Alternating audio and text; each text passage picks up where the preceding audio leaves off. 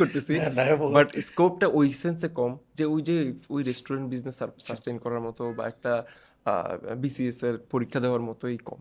হ্যাঁ, অনেক মানুষ পরীক্ষা দেয়, পুরো বাংলাদেশ থেকে পরীক্ষা দিয়ে খুব অল্প কিছু মানুষই হয়। But হয়তো আমাদের মার্কেটটা এখন বিসিএস এর মতো লুক্রেটিভ না, হ্যাঁ, বাট এখানেও সাস্টেইন করার চান্সটা ওটার মতোই। হ্যাঁ, কি জন্য একটা যেটা হচ্ছে ওই যে কোম্পানি কালচারগুলো এখনো বিল্ড করে নাই।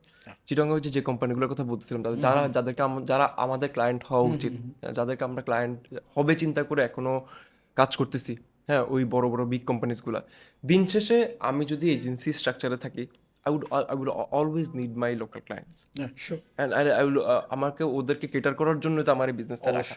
আনলেস আমি নিজে এখন প্রোডাকশনে ঢুকে না যাই 2 বছর পরে 3 বছর পরে আমি মানে থাকে না যে আমি 3 বছর করতেছি, অনেক ডিজাইন টিমকে দেখছি যে ওরা started as a design team, পরে হঠাৎ একটা প্রোডাকশন উইং অ্যাড করে ওরা ফুল টিমটা মার্জ হয়ে ওরা আর বাইরের ক্লায়েন্টের প্রবলেম সলভ করছে, ওরা জাস্ট নিজেদের কাজ করে সলভ করছে। ঢাকায় এরকম কয়েকটা এক্সাম্পল আমি আপনাকে দিতে পারবো, বা হয়তো মেবি অন্য একটা সময়। বাট চিটংয়েও জিনিসটা হওয়ার কিছু চান্স আছে কয়েকটা জায়গায়, কয়েকটা কোম্পানিতে আমি দেখতেছি হচ্ছে ওরা কিছুদিন লোকাল ক্লায়েন্টকে সার্ভ করছে, এরপরে বাইরের ক্লায়েন্ট নিচ্ছে অথবা নিজেদের প্রবলেম সলভ করা শুরু করছে, নিজেদের একটা ইন্ডাস্ট্রি ক্রিয়েট করে ওরা হয়তো ওই জিনিসটা করতে পারছে, ওরকম ইনভেস্টর পাইছে, ওরকম করে পিভট করছে। বাট এই জিনিসটা একটা নিউ কামারের জন্য very good sign, very good sign to make himself ready.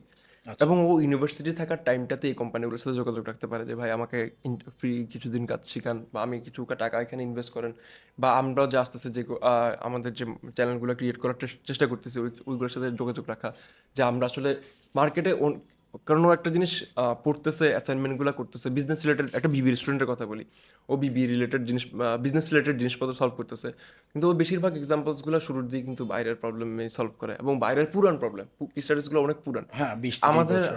হ্যাঁ, তো ওই জায়গায় ডিজিটাল মার্কেটিংয়ের যে প্রবলেমগুলো নিয়ে আমরা কথা বলি, খুব অল্প সময় পায়। কিছু কিছু স্যার আছে যে এই জিনিসগুলো এখন রিসেন্টলি ওনাদের সিলেবাসে অ্যাড করছে, এবং সেটা তো এখন প্রতিদিন নতুন নতুন কালকে যেটা, এটা তো আজকে ডিজিটাল মার্কেটের জন্য আজকে পুরানো হয়ে যাচ্ছে, আপনি দেখা যাচ্ছে। এআই এর মার্কেটটাই দেখেন, এআই এর মার্কেটটা উইদিন জাস্ট 2 ইয়ার্স একটা ধরেন এখান থেকে এখানে চলে গেছে।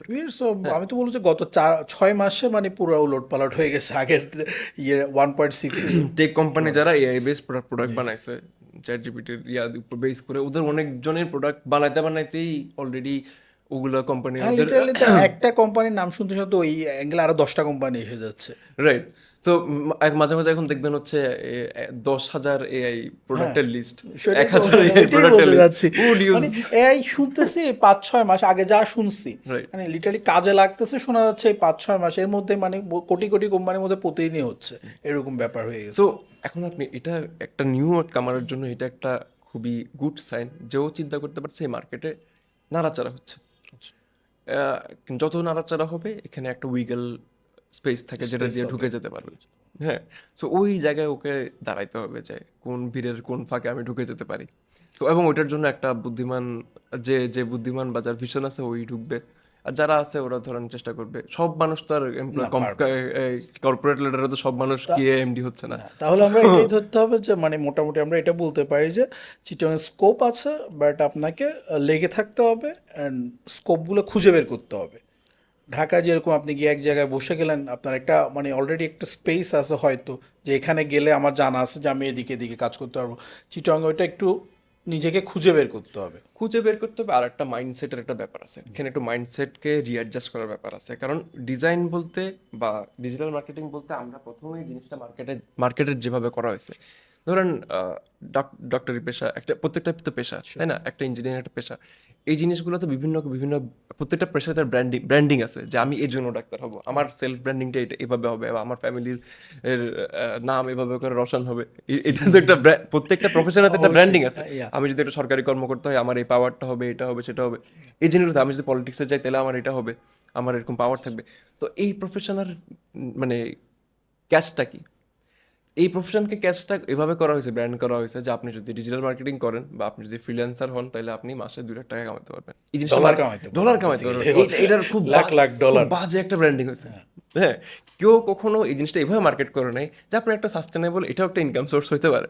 হ্যাঁ, আপনি এটা করে 30 বছর খাইতে পারবেন, বা আবার 30 বছর করবেন, শিখবেন, মানে এখানে একটা আর এটা ব্যাপারে যে আমি আজকে শুরু করব, 1 মাসের মধ্যে আমি লাখ লাখ ডলার কামাই হ্যাঁ, এই ফেলবো। জিনিসটা এইভাবে ব্র্যান্ডেড হয়েছে, এইভাবে তাই না? Very wrong, in a very wrong way, obviously. যেটা এখন আমি 1 মাসের মধ্যে না পাইলে আমি হতাশ হয়ে বাদ দিয়ে ডিসঅ্যাপয়েন্টমেন্টটা দিচ্ছি। আরো Obviously, বেশি। সবাই কামাচ্ছে, আমার কি হইছে? হ্যাঁ, এবং আপনি যতগুলো কোম্পানি ফ্রিল্যান্সার বলবেন, মানে মোটামুটি যারা কোর্স সেল করে ওরা বলবে যে না আমরা তো 2 লাখ টাকা কামাইছি, এবং কিন্তু ধরেন ওই সব যে কোনো মার্কেটের মধ্যে খুবই নর্মাল একটা খুব ছোট একটা অ্যামাউন্ট এত টাকা কামায়। কামানো তো অসম্ভব কিছু না, কামানো সম্ভব, অ্যাকচুয়ালি ফ্রিল্যান্স করে মানুষ Obviously, প্রচুর টাকা কেউ তো কামায়। অনেকেই তো ইট করতেছে। Doesn't have to be everyone, সবাই তো আর এক্সেপশনাল হয় না, possible না। হওয়ার তো দরকার কোনো নাই, তাহলে business-এই is everyone is exceptional then no one is.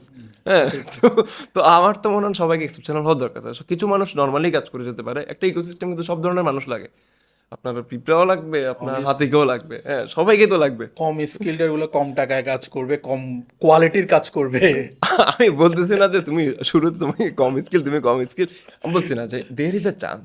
হ্যাঁ, কিছু কিছু জায়গায় দের ইজ এ, মানে এই জায়গায় কম স্কিল দিয়ে শুরু করেও দ্রুত স্কিলফুল হওয়ার বাড়ানো চান্সটা আছে, ইফ ইউ আর, মানে তুমি যদি একটা ভালো টিমে থাকো, ভালো টিমের সাথে কাজ করো, ভালো শিখতে জায়গায় পারতেছি নেটওয়ার্কিংটা আমরা। করো, হ্যাঁ ও ভালো জায়গায় নেটওয়ার্কিংটা করো, তাহলে তোমার জন্য চান্সটা আছে যে তুমি দ্রুত একটা যেই জায়গায় মানে যেহেতু এখানে প্রচুর শেক ডাউন হচ্ছে বারবার মার্কেটটাতে, কিছু জায়গায় ঢুকে যাওয়ার স্পেসে তুমি একটা ভালো দ্রুত এই জায়গায় ওঠার একটা চান্স আছে, যেটা হয়তো অন্য মার্কেট একটু স্লো যাবে। বাট আমি এটা রেকমেন্ড করতেছি না, বাট যে যারা খুব দ্রুত উঠতে চাচ্ছে ওদের জন্য এটা একটা স্পেসটা আছে উন্নতির।